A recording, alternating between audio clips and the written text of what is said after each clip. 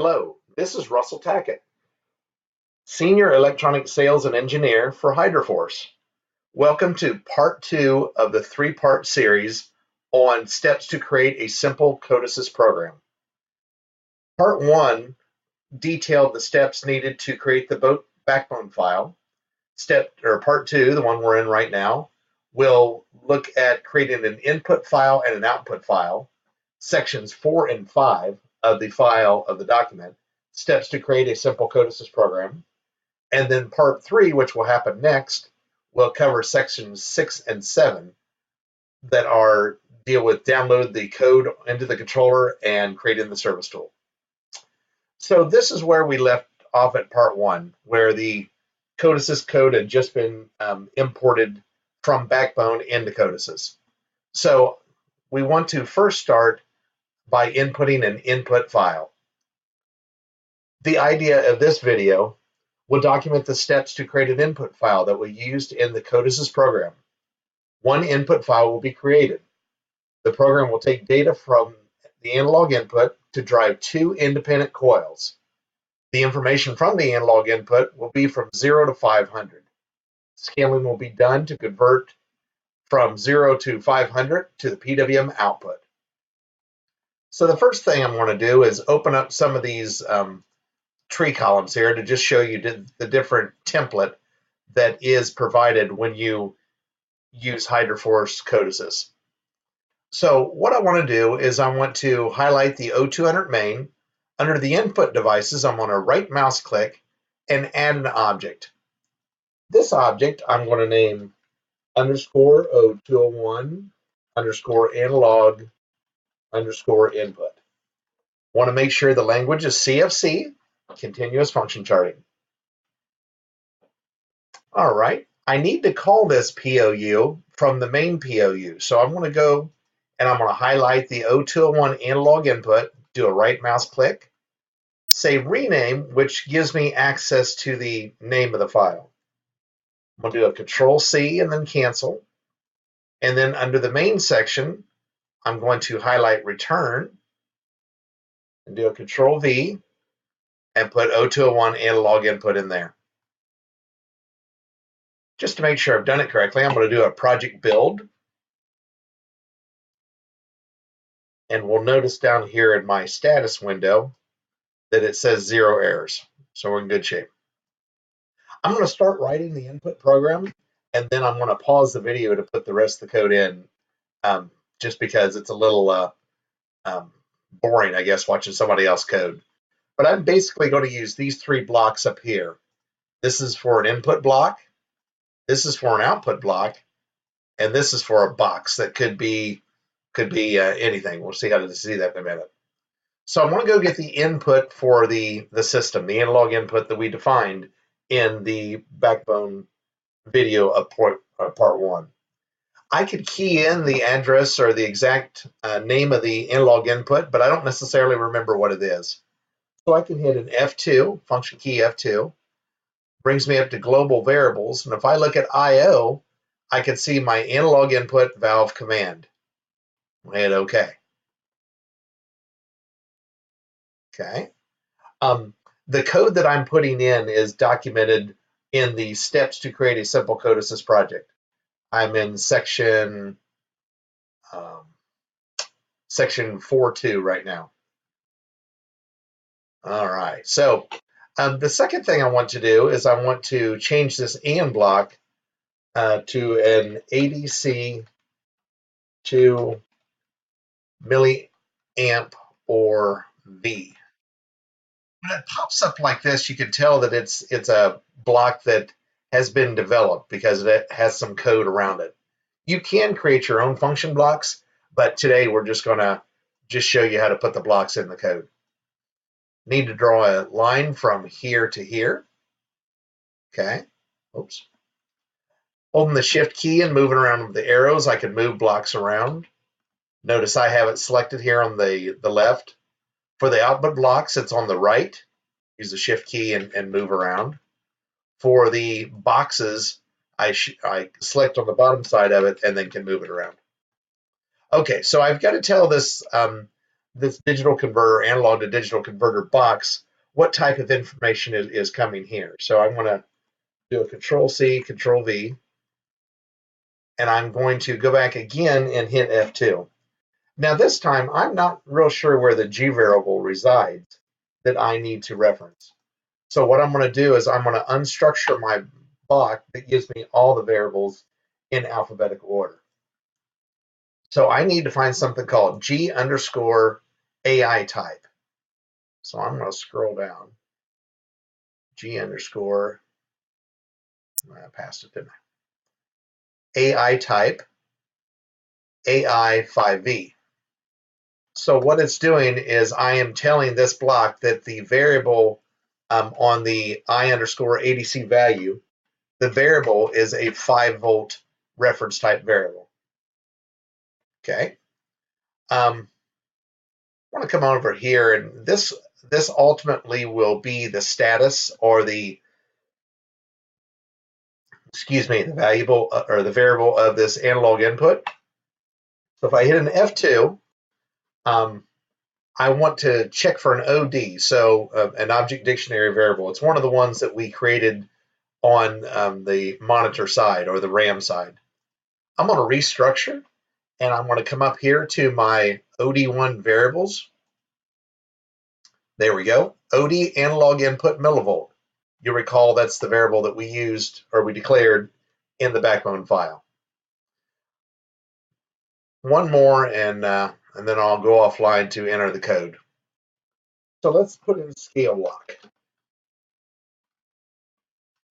Notice I get 3 question marks on the top side of it. It means that I need to declare what this thing is.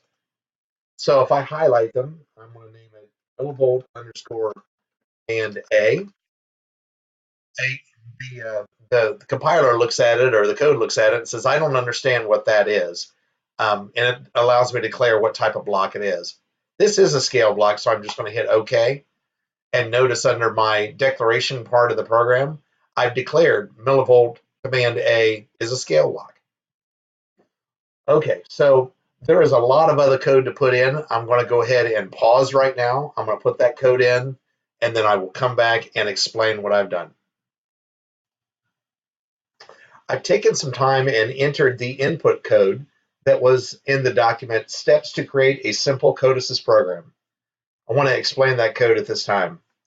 So when I left, I had put in the analog input value, a G-type analog input type, telling us that that variable was a voltage, 0 to 5 volt type input, and had put in a block ADC to milliampere volt. So what this will do, this will change from a digital signal 0 to 1024 into a voltage, something that we can read in our program. Had a scale block. What a scale block does, similar to the EVDR type code or ECDR type code, it just allows us to change formats from one signal type to another. So this one happens to be taking the signal from the analog input and then converting it into our coil current Imin and Imax. So I've done that for both command A and command B, which would be for valve or coil 1 and coil 2. So let's talk about how this code works. This code at the top, consisting of these 3 inputs and these 5 blocks and this output, is going to make sure that our signal, and we see where we've got our signal coming from the output of the voltage of the ADC block, coming up here to both our less than and greater than blocks. It's going to make sure that our signal max plus a deadband error and our signal minimum subtract a deadband error, make sure that our signal coming out of the ADC block, a voltage, is within range. If so, I'm going to allow an output called output enable to come on.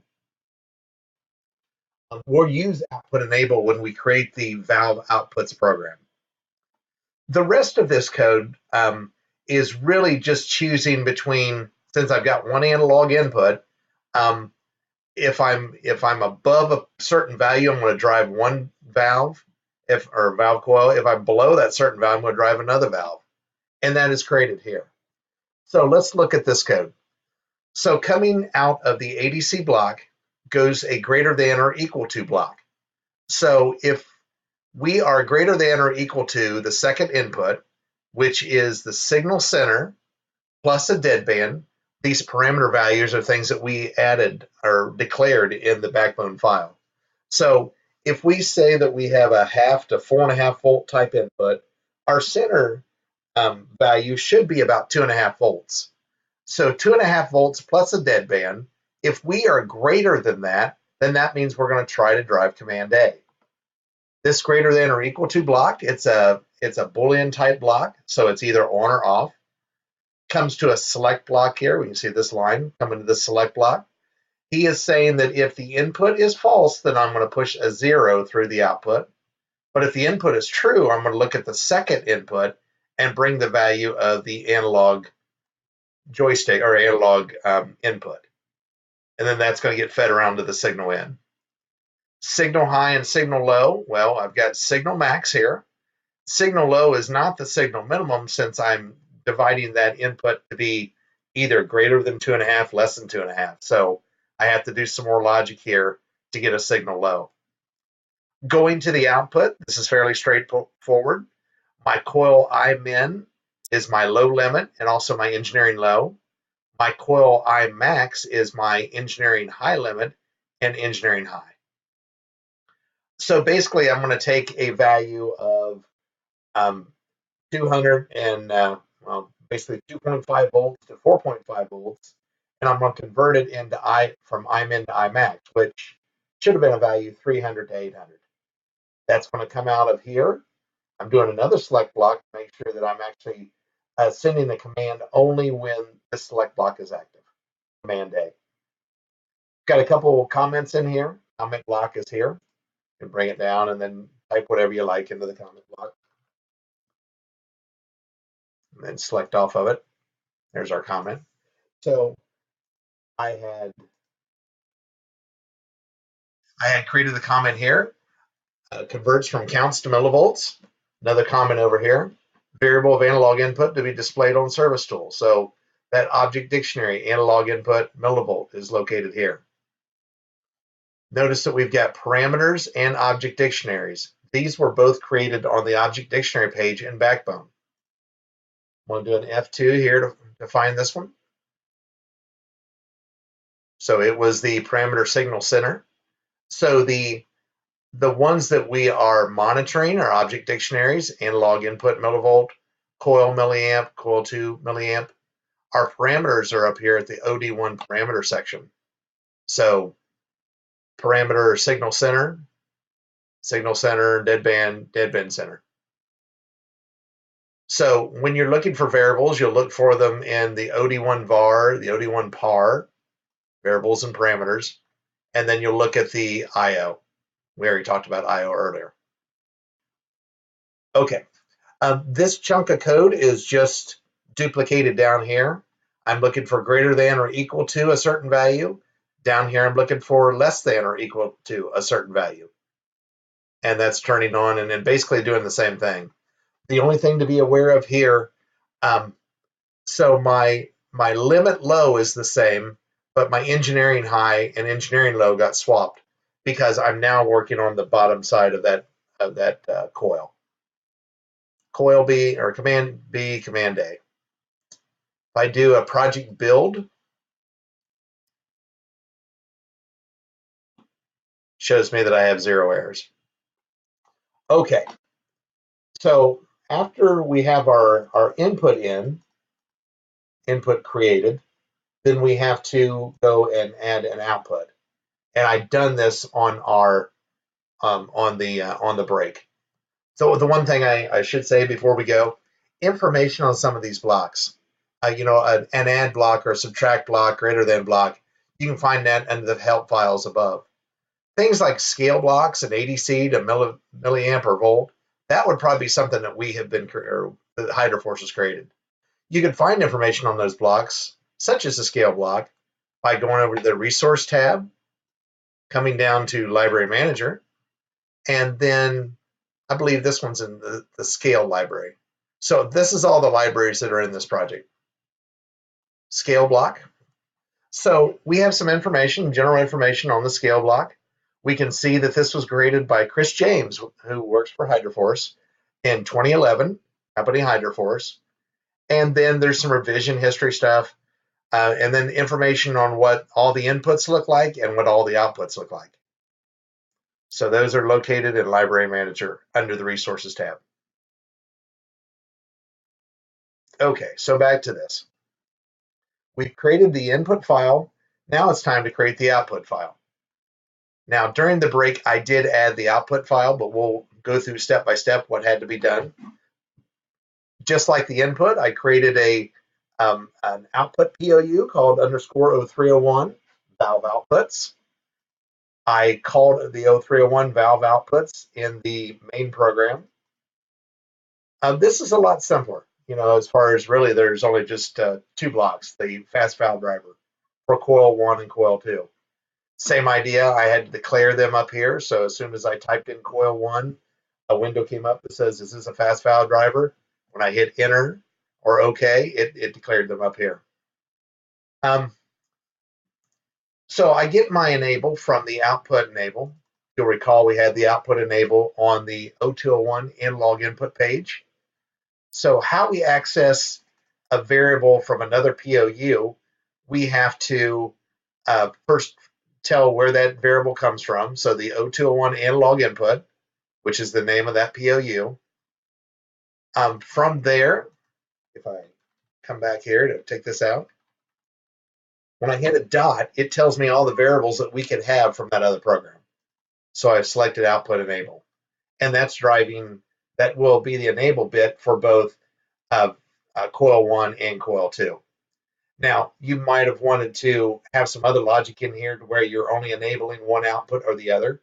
But since from the analog input page, I have it to where it's going to 0, I felt it was safe enough. But through your code creation, you might decide to do it another way. So valve outputs, we've got the enable bit. I've got the command A and command B coming from program _0201 analog input. Supply voltage goes directly into I supply voltage. So if the voltage in your system varies, we're closing the loop around current. So if the controller has to send out more current or less current, it does that through this command. Also need a current feedback. So I've got the feedback command going to an ADC to milliamp or V block. And then I have to tell it that it's an amperage type input. This ISA-P and coil resistance, these are things we put in here just to start with. Coil resistance, of course, that's something you can look up on the HydraForce information. And ISA-P, that's something that we start with as far as a variable. If you have to kind of tune in to make the coil respond a little faster. On the output side of things, I'm driving PWM ratio, valve 1, coil 1. Once again, I could have hit an F2 and come to my IO. So I've got for valve 1, coil 1, I've got a PWM frequency, or I've got a PWM ratio. That PWM frequency allows you to change from that 200 hertz that was set up in Backbone. So PWM ratio, valve 1, coil 1. And then also to send information out to my service tool, my feedback current, OD, coil 1, milliamp. This concludes video 2 on the CoDeSys files, input and output, section 4 and 5, as referenced in the steps to create a simple CoDeSys program.